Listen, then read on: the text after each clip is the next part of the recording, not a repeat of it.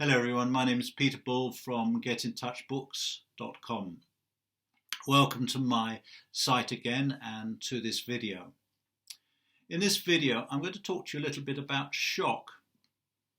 Now shock is a physical condition, although it also has a psychological component.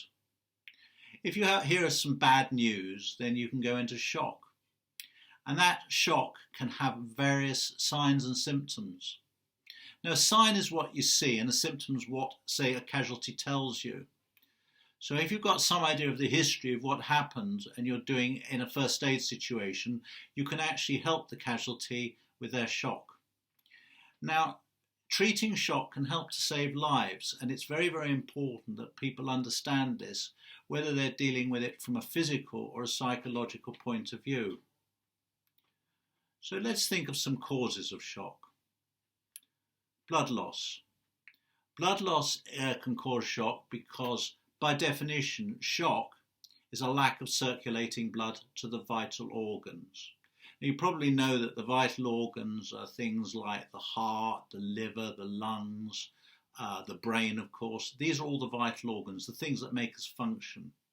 So obviously if you lose blood, whether it's internal bleeding or external bleeding, you're not getting enough blood to the vital organs. Burns is another cause of shock. Again, a severe burn can cause shock. Severe pain can cause shock. You're in very severe pain, which could be associated with a burn. A fracture is another cause of shock. So it might damage the various blood vessels with the fracture, and that will cause shock. So anything that reduces the blood to the vital organs, if the blood pressure drops very suddenly, that's shock. So all these things are causes of shock. Okay. Now, where there's a psychological component, if you hear some really bad news or something terrible happens, or you get some very, very abusive experience over the internet or anywhere else, so someone's really angry with you or something like that, that can cause shock. Hearing all sorts of negative stuff on the media can trigger shock in some cases. Anything where someone close to you has in some form of problem, all these things cause shock. So shock is a fairly sudden, stressful situation psychologically.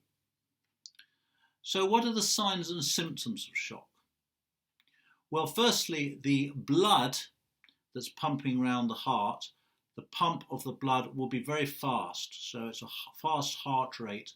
And we call this tachycardia, very, very fast heartbeat. But it will also be very shallow and sort of rapid and shallow and what we call thready. So if you check the pulse of someone with a fast heartbeat, a rapid heartbeat, in shock it would be going boom, boom, boom, boom, boom, boom, boom, like that, very quickly. But not a very strong heartbeat. The breathing would be shallow and maybe rapid. And rapid, shallow breathing can trigger a thing called hyperventilation, sort of over-breathing, which can also be a sign and symptom of shock because the person, when they breathe fast, will be in a panicky situation, might cause a panic attack. Their skin will be cold and thready, cold and clammy, so it'd be cold and kind of wet, sort of sweat, very, very pale skin often you get with shock, pale, clammy skin. And that's because the blood has left the skin and trying to get into the vital organs. Sometimes people in shock will also be suffering from, they might have a desire to urinate and things like that, because the digestive system is not functioning properly. So these are all causes of shock, signs and symptoms of shock. Skin, main one is skin, rapid shallow breathing, and rapid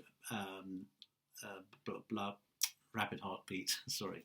Okay, they're kinds of signs and symptoms. Okay, so how do we treat it? Well, one thing to do is to lie the casualty down, if you can, if that's possible. Raise their legs, give them lots of reassurance, encouragement. That will help with the psychological component of shock. So, and keep them quiet, give them plenty of air, lots of rest, reassurance, and warmth. People often say, should they have a hot drink? Well, it depends.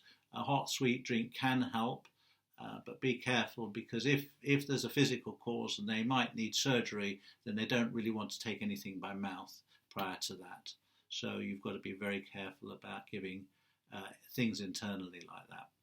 So they're the main ways you treat shock, and it will help them enormously. Most important thing, of course, is to treat the cause. No point in lying them down and giving them rest and raising their legs if you're not stopping the bleeding or you're not cooling down the burn and all that kind of thing.